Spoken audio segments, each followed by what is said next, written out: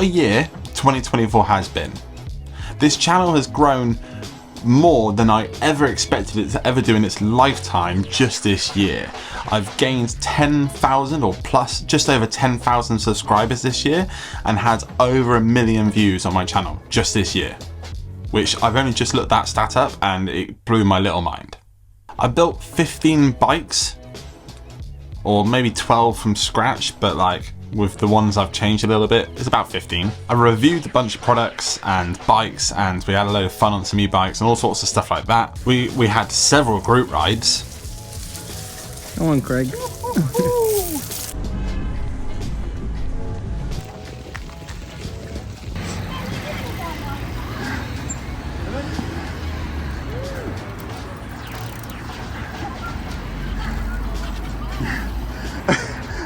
I see you!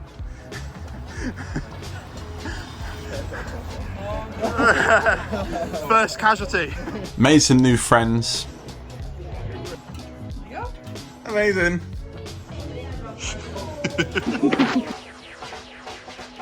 Who's the closest? Really? Is it you? Is it? Started a very new series that we will continue quite heavily into the new year. This is my favorite tool. Besides the obvious, my favorite part of it is the sound.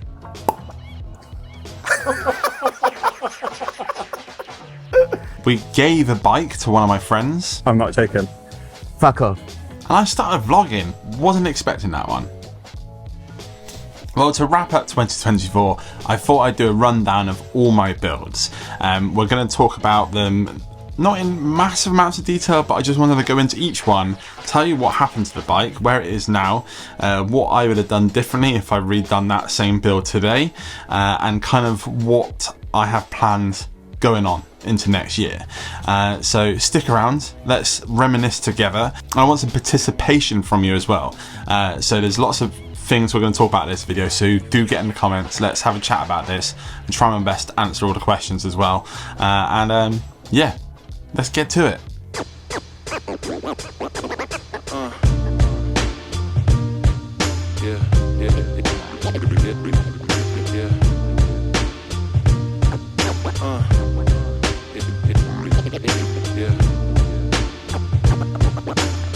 So the first one, I think I actually technically started it last year, but the actual build itself commenced, well, it was meant to happen in January, it ended up happening in February. But this is a cheap bike build off that Max, the mullet mechanic, put together.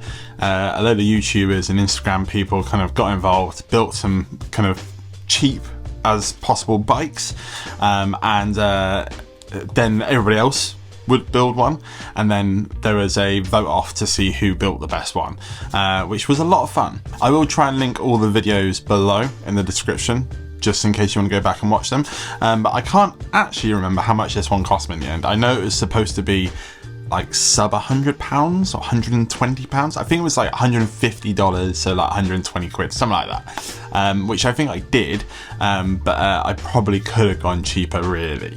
Would I change anything on this bike? Yes. The brakes were a bit pants. They're fine, but they were just kind of like, they just weren't great. So I want to put some V-brakes on it.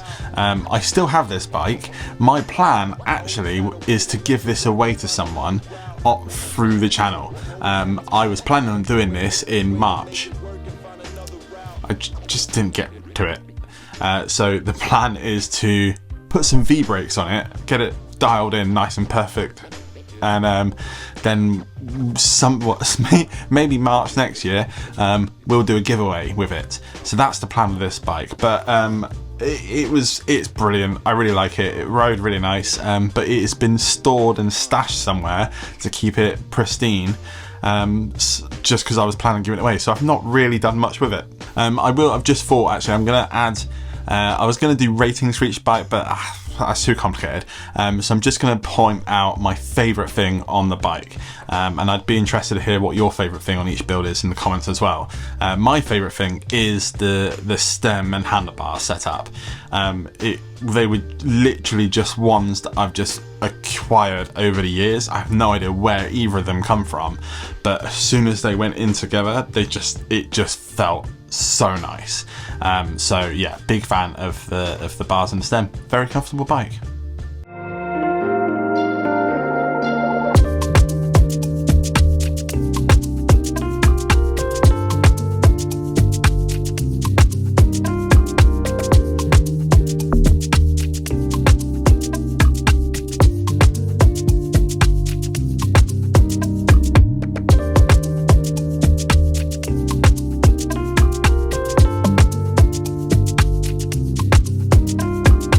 Now this is an easy one. This is a bike that I built 3 times. Built it twice last year, and then I rebuilt it first thing this year. It was originally, the first build of this bike was the perfect commuter, or the ultimate commuter, I think the video was called. Essentially built it up for commuting to work. Fenders, nice wide bars, good brakes, smooth tires, all that good stuff, and it was comfortable. It ran really nice. I used it on a group ride. It was tip top. But naturally, when you really like a bike, you keep messing with it. So I think the second time I changed a couple of things. I think it was 3 times anyway. Certainly this time anyway was the final version of it, that I kind of changed the wheels to these kind of cool weird spoke pattern wheels. They were really cool. Not that nice though, they're a bit bad. Changed the bars to some more narrow bars that I'd seen a few people use, these Cannondale somethings, just because I wanted to try them out mainly. Oh, and then the Eastern tyres as well. We put the Eastern tyres on there, and it's a very nice bike. It is one of my favourite bikes I've ever built. Where is it now? It's dismantled in the shed. Reason being simply was the fact that because I loved it so much, I wanted to kind of update it slightly. I wanted to put disc mounts on it, so I stripped it down to put disc mounts on it. Then I got a little bit carried away and I ended up building the stayer bike, which we'll talk about later on, and then it just didn't come back out of the shed basically. I need to have some real hard thinking. I need to think really hard about what I'm going to do with it, but I will bring it back, whether I build it and then keep it or not. I mean, I love this bike. I probably will keep it forever, but we'll see what happens. But it will come back this year. I'm definitely going to build it up again. How and what, I just don't know yet. Oh, I almost forgot. My favourite thing on this bike is actually probably the frame, which may be a bit of a cop-out, but it's one of my favourite frames.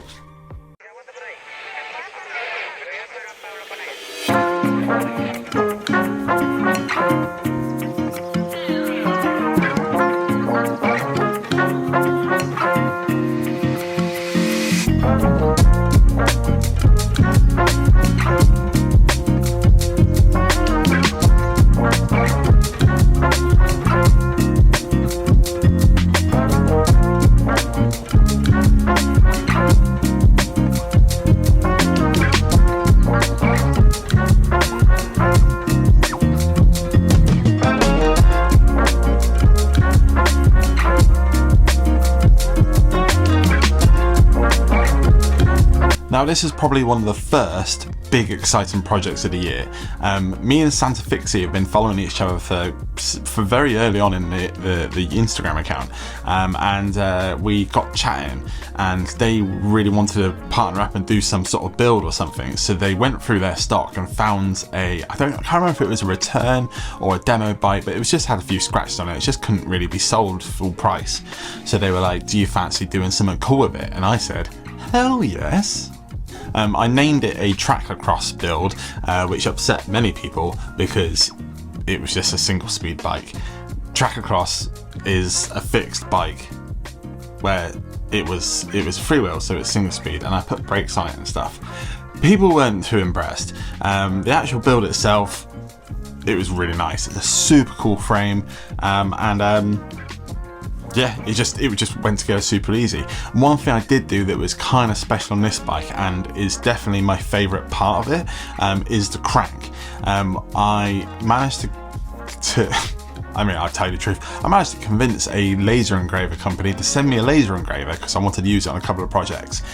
They said yes. They really liked the outcome of the videos and stuff, but that is how I do those sort of things. I essentially used it to engrave on the crank, and it looked sick. Have I used it since? No. So this bike is exactly how it is right now in this video. It's still in the shed, exactly like that. I haven't really ridden it much just because I have lots of bikes, and it just wasn't, it's not my style, is it? We all know that. But I do want to give it a fair shot. So I have a few ideas, not going to say what yet, but I'm going to do some outrageous with it. Put it that way. Got some cool things. It'll be fun. That'll be coming next year.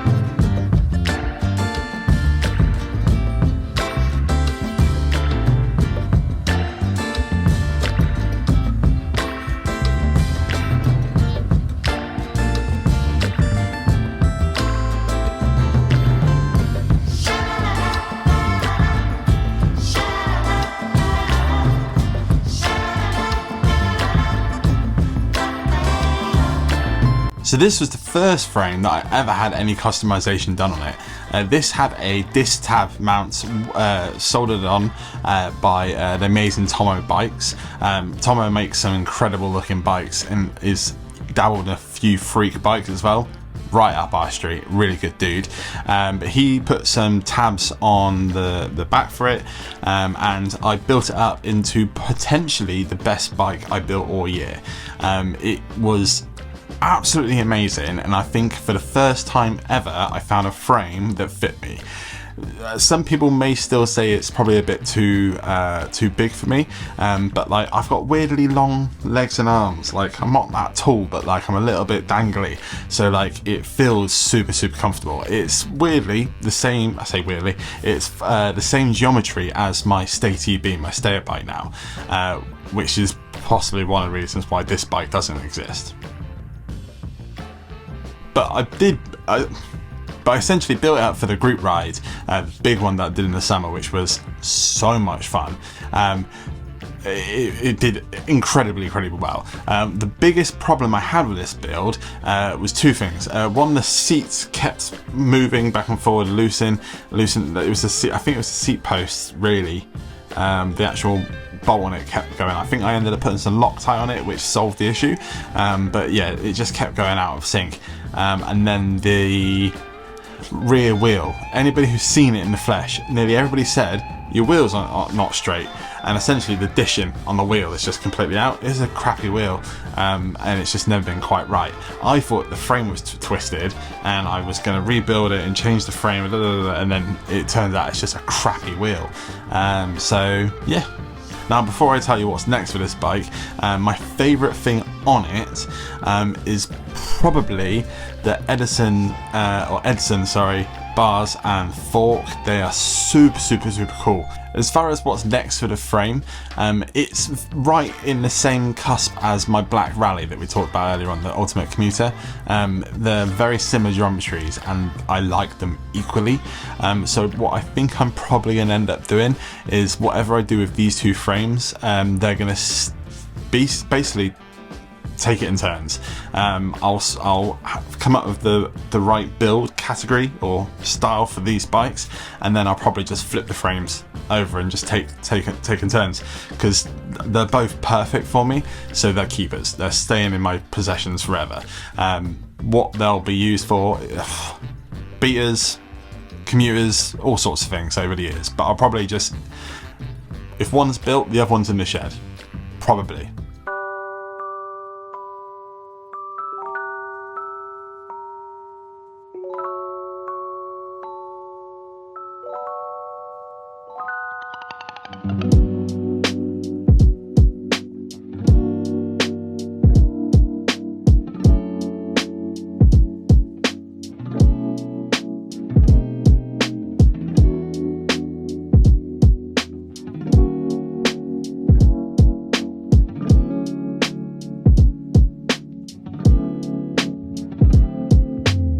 gonna go out on a bit of a limb here and say this is probably a fan favourite. Me and Toasty Rides have been talking, I can't remember exactly what started it, but we've been talking on and off for just over a year about step throughs and how cool they are. But this year was the year of the step through. Several people made them. You know what? It was the cheap bike build off. There was at least 2, maybe 3 step throughs on that.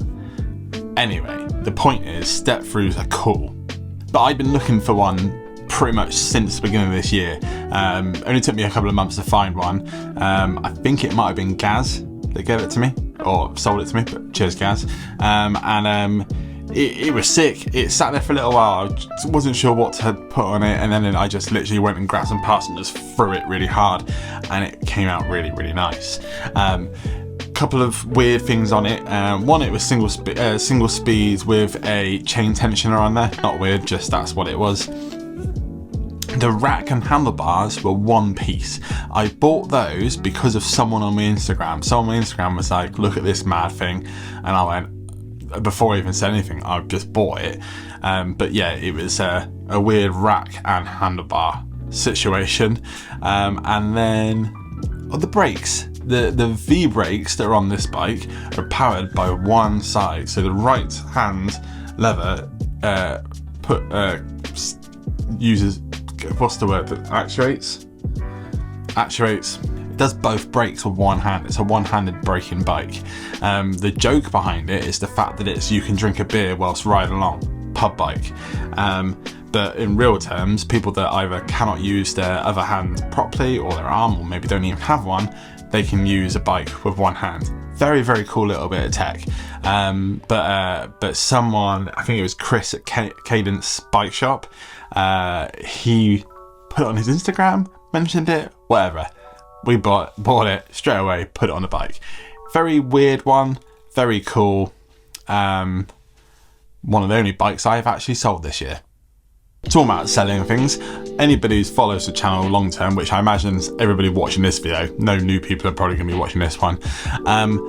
The stickers have been out of stock pretty much for last month. I've been waiting on a restock. It has arrived. I'm slowly putting the stickers on the website. I'm not putting all of them on the website, simply being the fact that we're about to hit Christmas and I don't want to be overrun by sticker orders as we go into Christmas. But as it's a bit of a special video for the people that are long-time subscribers, I'm putting something little special on the website. These were drawn by Ute for our stayer events. I thought it was so cool that I kind of had to turn myself into a sticker. I would be surprised if any of you want this, okay? If you do, I have some of them, more than 3. There's a bag of them down there on the website right now. You can pick them up if you wish, and I've added a few spray.bike stickers on there as well. So there's a bit of stock on the website in the moment. Next year, probably now, big restock on the website, loads of new stickers, loads of new designs, lots of new things coming. But if you fancy picking something up that's a bit different and you fancy putting me on your bike, fill your boots. spray.bikes.com, you know where it is. I love you, as always. You lot amazing. Thank you.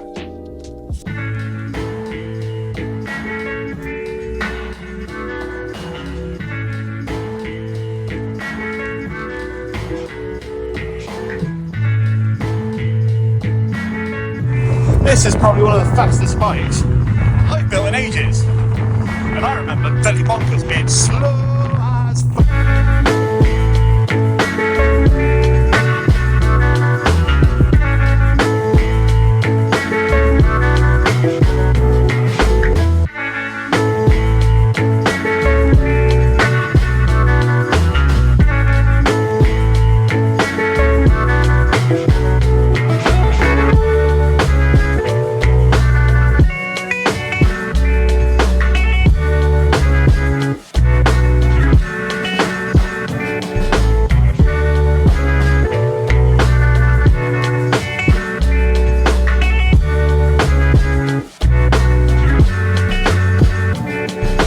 The Hooger Booger.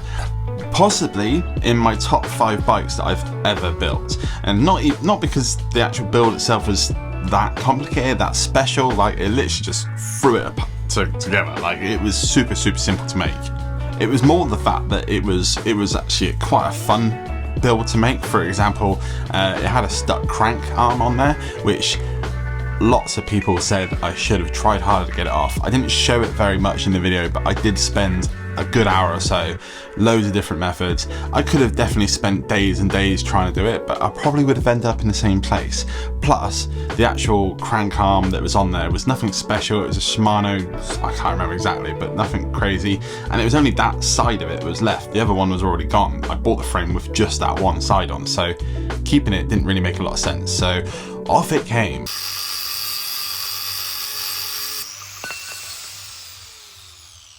But this was like quite a fun purchase as well, this frame.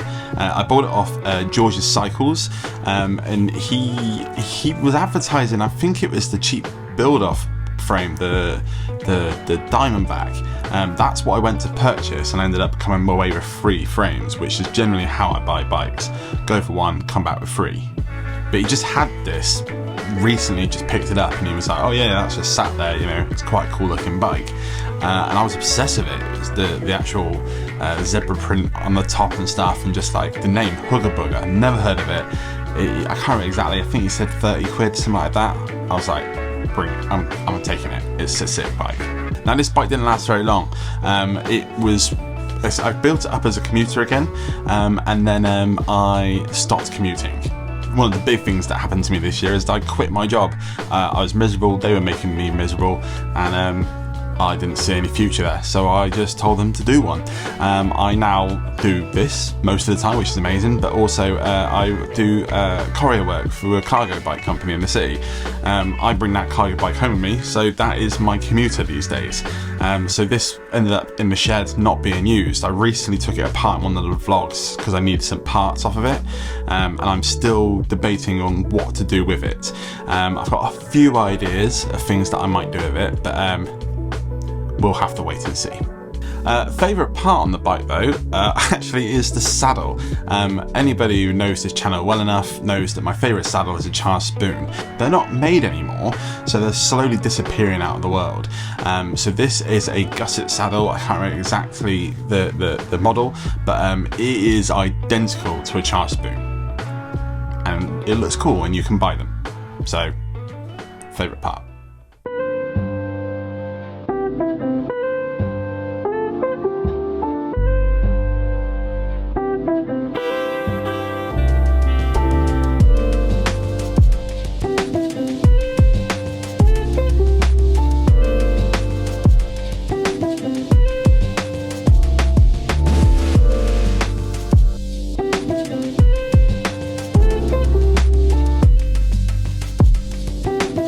Here's another one that's particularly special because it was a bike that I got to build for my nephew.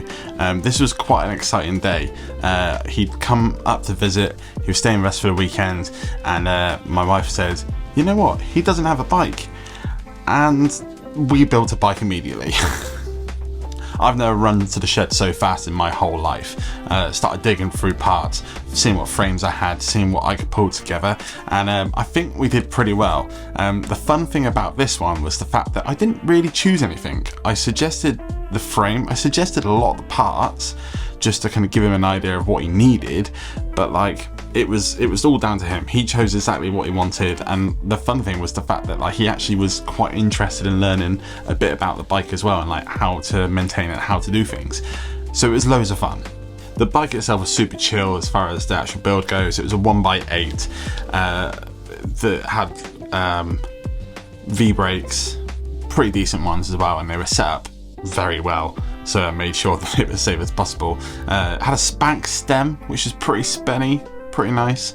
Oh, and the Eastern tyres that were on my my commuter, they ended up on this bike. I wanted to get him something that was going to be like, would look quite cool, fast rolling, kind of similar to what the wheelie kids were riding and stuff, which is what he was into, and would hold up, and they were brand new basically. I barely used them, so they went on the build, and yeah, it was It was a sick one. It was super straightforward, really easy. The only thing that I was worried about actually was the chain, which he hasn't said anything about it, so it should be fine. He saw this oil slick chain I had, which was I think 11 speed, and he was like, "Can I have it?" And I was like, "Yes, of course," but like it was an 8-speed cassette, so it was a little bit too narrow or too thin, so it was a little bit chunky. It'll probably wear down pretty quickly, but it seemed fine at the time, so, and it seems okay now, so yeah. I'm actually going to go check it out at Christmas. Maybe I'll get some snaps of it and put it on Instagram, see if there's anything he's done to it, maybe. So yeah, pretty straightforward one. Oh, favourite part of this build was actually the stem and spacers combo.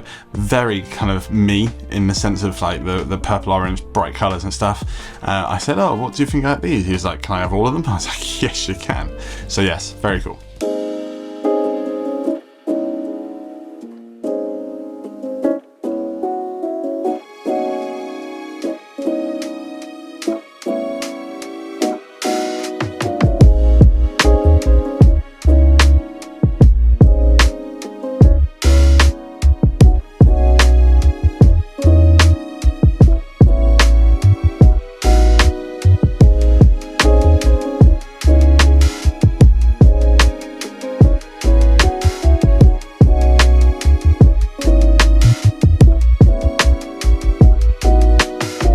Now we get to the time of the year where I actually met Sam and Ute.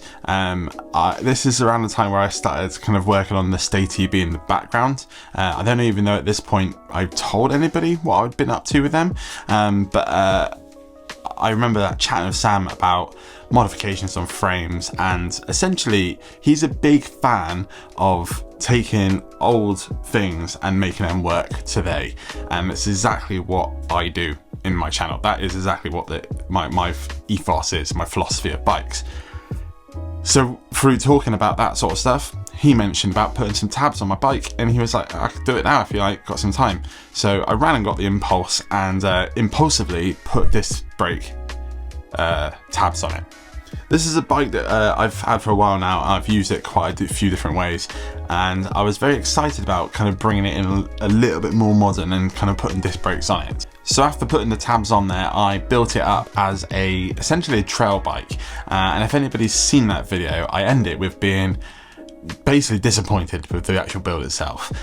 This is a bike that's been too small for me ever since I bought it, because it's too small for me, and I've tried a few things to kind of like make it work. When I did the 100-mile ride on it with Ride London a couple of years back, I used that bike and it was fine. I put like long riser stems on it and stuff and all this sort of bits and pieces, and it probably would have been a much more comfortable ride if I had a better bike, but I want to have one more go at building it up, and it was fine. My mate Sean had a go on it and said it was super cool, and it was very kind of, the actual bike itself rode really nicely, but it just wasn't the right size for me. So I do end up rebuilding it slightly differently a little bit in a couple of bikes time, so I'm not going to go into more detail of it now, but it does take us on to one of the most important builds of the year, doesn't it really?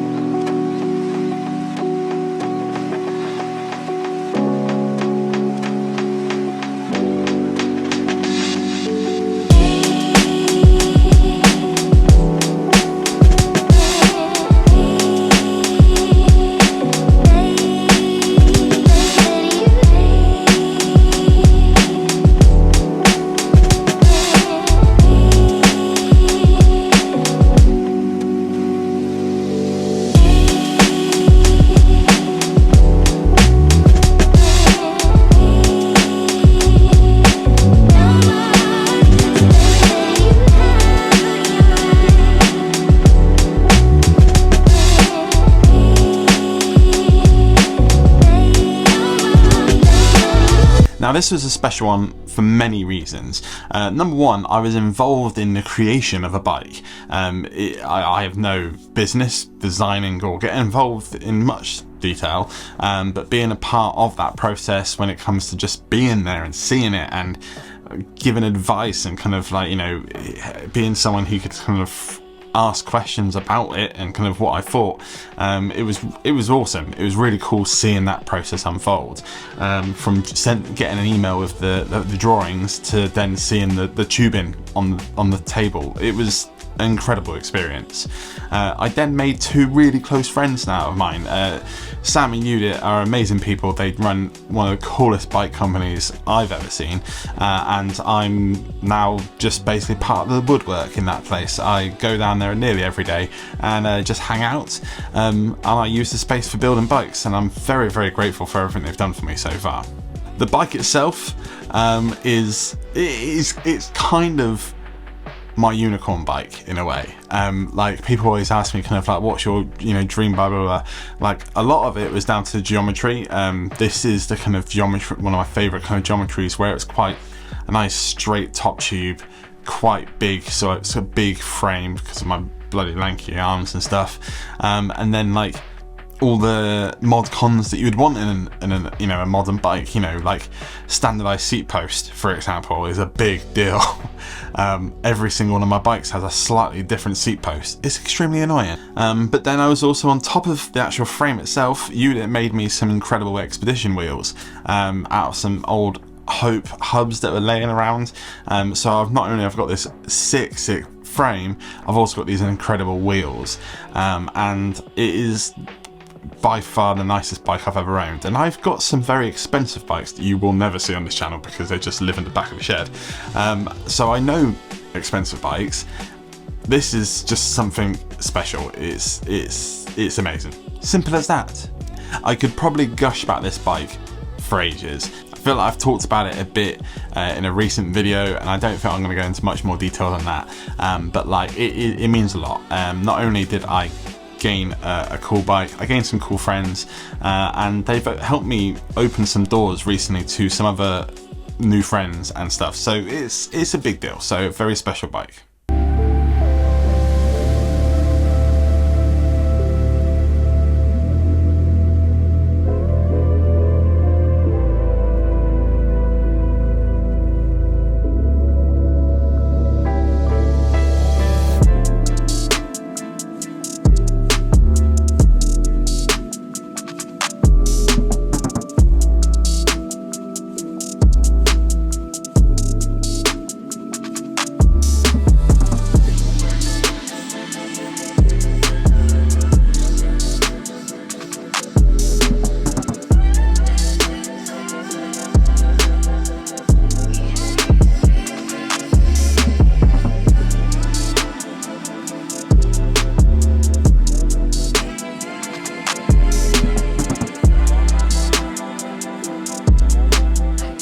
This actually was probably one of the longest projects that happened this year.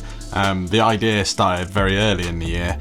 About middle of the year is when I actually came to making all the contacts and bringing all the parts together, and then like, it wasn't that long ago when I actually built it and gave it to him.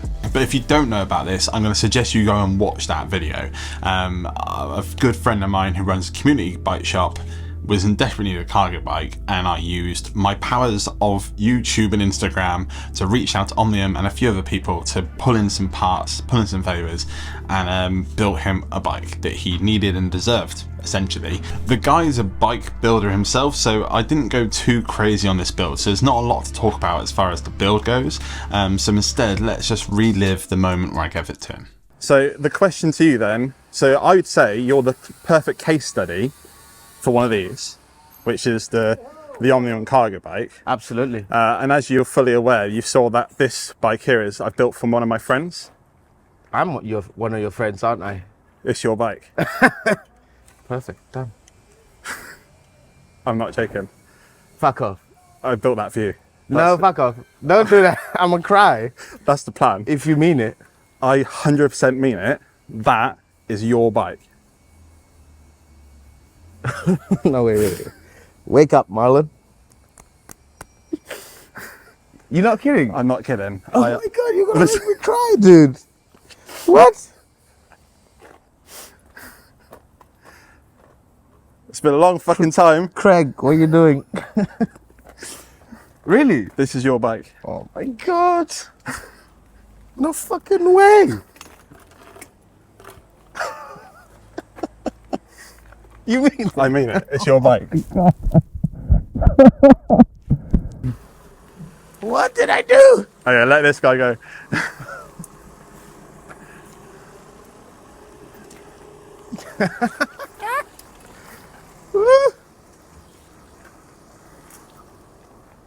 There's nowhere to go.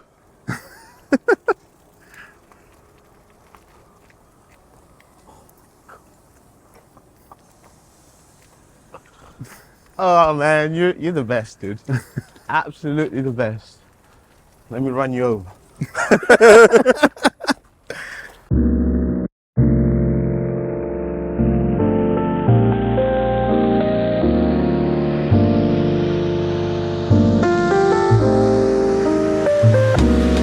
Now this is kind of a complicated one because it started off like this and now kind of looks like this, but I've also dismantled it because it's going to look like something else that I can't show you yet because it's Christmas Day's video. But essentially, ever since I've pretty much started this channel, people have said, have you ever done drop bars? Have you done drop bars? Drop bars, drop bars, drop bars. And I think a lot of that is because Spindat's channel. If you follow me, you might follow him. He made some, I think it was a rock hopper that had drop bars and it was sick, really cool bike. Wheeltop approached me not too long ago and said, do you want to try our group sets out? And I was like, nah, not really. But then I was like, this is probably the best opportunity to try drop bars on retro mountain bikes. So I said yes, and we did it. And it started off with the Saracen, and I can't remember exactly why I changed my mind now, but I had a bit of an impulse moment and used the impulse instead. Now I finished this bike and I was very happy with it. I took it for a few little rides, nothing too crazy, and it felt great. But Sam pointed out that the bike's too small for me, and we've talked about this already in the other impulse thing. And I'm done with the impulse. I'm done trying to make it work. It just doesn't quite work for me. It's a little bit too small, and because of geometry, it just doesn't suit me very well. So I'm not riding it anymore. I will build it one more time, and I'm going to sell it. As far as my favourite part of this build, because as much as it didn't stay around, it was a very popular build on the channel, and I had a lot of fun doing it. But my favourite components were the hex, top cap, and then bar end plugs. I think they're CNC'd. They're definitely made in the UK. They're very, very cool, put them that way. They will be crossing over onto the new bike, which I will be showing you on Christmas Day.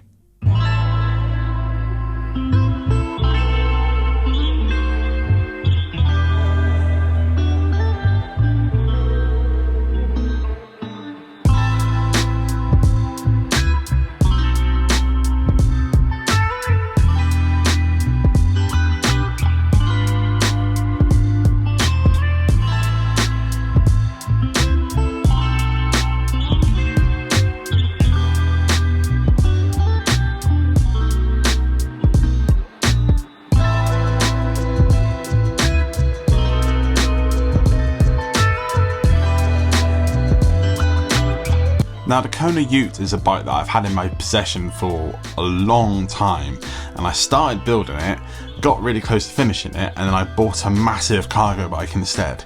But it was super important that I got to finish it, even if it never gets ridden. So far I have ridden it, it's quite nice to ride, but like I am a little bit concerned because I have a massive cargo bike and I don't need this bike. So I need to do some serious thinking about it. There's loads of uses for this bike. As far as I can load my kids on it, I can do all sorts of stuff. I can use it for errands, put a massive rack on the back, fill it up shopping, whatever. It's a great bike. But I am concerned that it is just going to spend a lot of time in the shed. So I'm going to spend probably over Christmas really thinking about it. I'm tempted to dismantle it and stash it for a couple of years' time. Once my daughter's a bit bigger, we're not going to really need the massive cargo bike in the same way anymore, so we're probably going to need it more then, but it's something I'm thinking about. But the build itself, I'm super happy with. If you haven't seen the process, I don't want to go too much detail because it's a lot. There is a playlist on the YouTube channel that shows from me collecting it in its original state all the way up to its current state. And it's amazing. It really, really is cool. My favourite part of this build is very obviously the paint. It is the only bike I painted this year. No, it's not. I didn't paint any bikes this year. I painted that last year and it's been sat ever since. So that's a little bit depressing. This is the first year in many years that I haven't painted a bike. I don't think. I haven't painted a bike. There you go. That was worth making this video just for that realisation.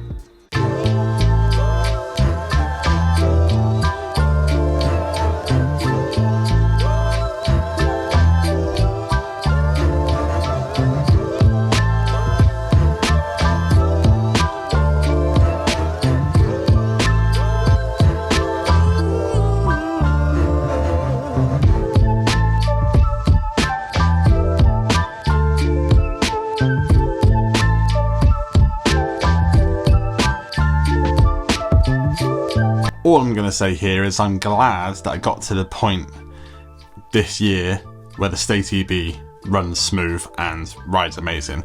I've said this already, like there was a few niggly bits on it. I wasn't quite sure if the stem was right length, I now have it dialed, and this is the way it ended the year. And it was nice to kind of make sure I had that. I was planning on doing a couple of things on it and I wasn't sure if I was going to get time to do it this year, and I did, so I was very happy to kind of get it done.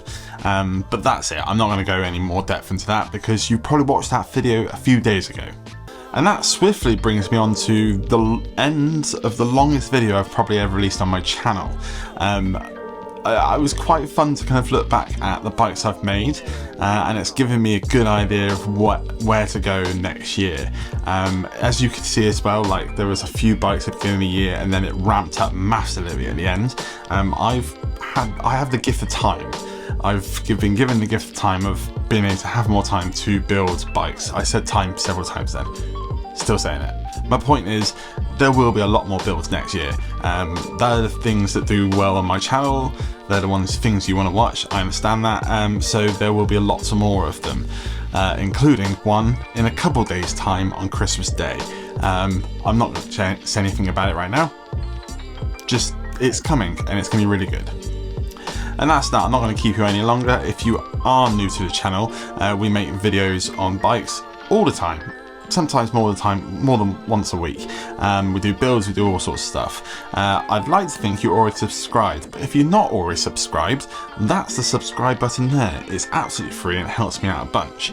And if you can't wait until the next video, which is in a couple of days' time, that one there is a particularly good one.